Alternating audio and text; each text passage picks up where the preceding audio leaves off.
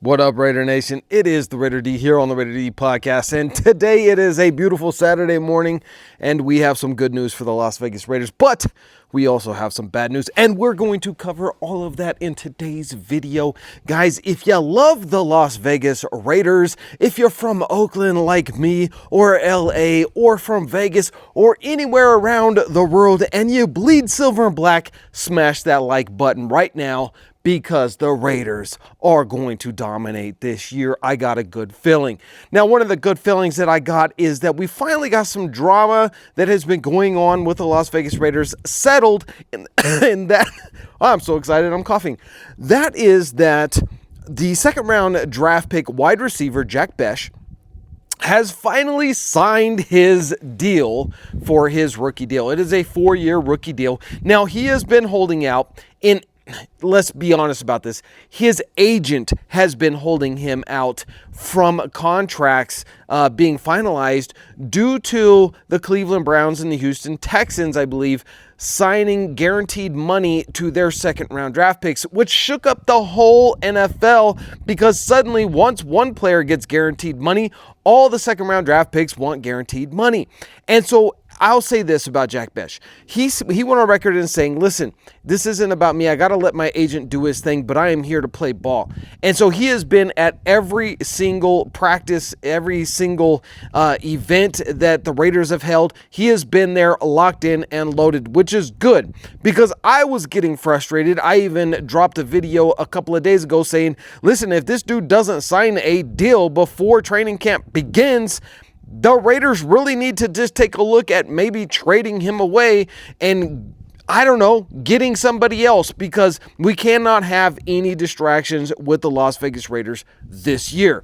Now, speaking of that, I do want to say thank you to one of the sponsors of the channel, and that is Box House. My guy Kevin Ross over there is absolutely a phenomenal dude. Now, listen, if you need an ADU, an additional dwelling unit, if you need a tiny home because you have some property and you want to put it on there, you gotta check out my boy over at Box House. Give Kevin a call. Tell him Raider D sent you. Tell him you're a Raiders fan, and see if maybe he'll even give you a good discount just for being a Raiders fan, because he is that cool of a guy. Now, listen, I gotta say this.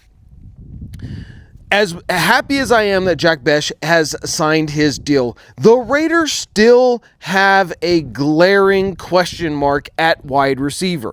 Who is going to be wide receiver one? Is it going to be Jacoby Myers? Are we going to just give him that slot? Or should the Raiders go out and get a veteran like a Keenan Allen? In my opinion, I think it would behoove the Raiders, since we have the space on the team right now after releasing Carter Bradley, to go out and get a veteran dude like Keenan Allen. This dude is a future Hall of Fame wide receiver. And how great would it be to play the Chargers with Keenan Allen and this dude score like 2 touchdowns every single time we play them this year and maybe next year, if you could give him a 1 or a 2 year deal.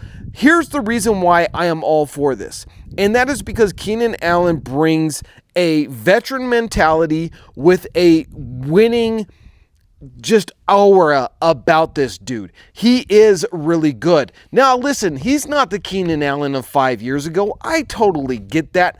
But I think that the Raiders really need to make sure that they've done something to ensure that Geno Smith has as many weapons as possible to be successful with the Raiders this year. I don't want to build for the next 3 or 4 years. I want the Raiders in the playoffs this year. And to do that, the Raiders are going to have to score touchdowns, and having receivers who can do that, like Keenan Allen, is a big bonus. Now, with that being said, here's the bad news, guys, and that is that Christian Wilkins on Friday was put on the PUP list. That is the player unable to perform list.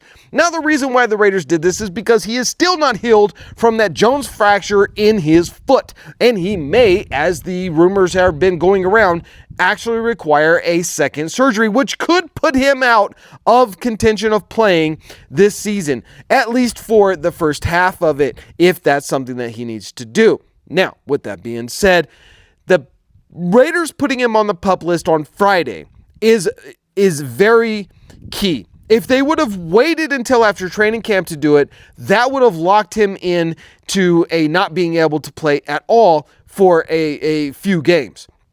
To my understanding, correct me if I'm wrong down in the comments. But the way that I understand it is by them putting him on Friday, they can then reverse that at any time, even in training camp, even in preseason, even in regular season. So it was very strategic of the Raiders to do this. But is this telling to us that Christian Wilkins, our $100 million defensive tackle, $100 million defensive tackle, is not going to be able to be ready for week 1 of the regular season? That would be absolutely disastrous for this defensive line. We need our $100 million defensive tackle out there on the line and playing and giving it his all. If he doesn't have the ability to do that because he is simply not able to perform, then the Raiders need to have a backup plan. Now, as we talked about in my previous video on Thursday, there are a few guys out there that you could go and bring in to help out with that situation. But Tyree Wilson, who has not really shown a whole lot as a defensive end. He's simply a little bit too slow off of his get out, and he doesn't have enough moves to get off of NFL left and right tackles.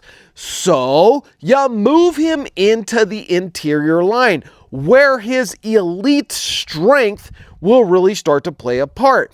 Now, if you move him in as a defensive tackle, don't expect him to get 10 or 15 or even 20 sacks. No, he's not going to get that.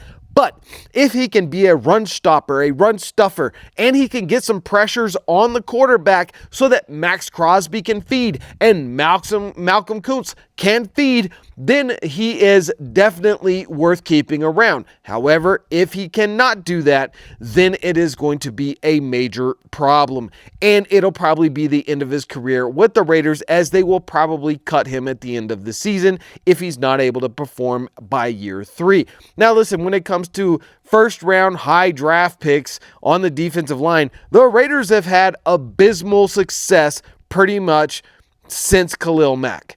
And that's not because we haven't obviously had Max Crosby is a huge success, but remember, he was a 3rd round draft pick, not a 1st round draft pick. So we really need Tyree Wilson to get something going. And I don't know if moving him to the defensive tackle is really going to be that thing for him, but I'm hopeful because as an end defender, he is not very good, and we got Malcolm Kuntz back, who is really good. Now, with Malcolm Kuntz, I do just want to say this. He missed the entire season last year, and we don't know how good he's going to be this year. But if he can get back to form like he was 2 years ago at the end of the season, look out, because Malcolm Kuntz and Max Crosby are going to be the Batman and Robin, and it's going to be an enjoyable show. Drop your comments down below. Make sure you hit that subscribe button and the like button for the Raider D Podcast.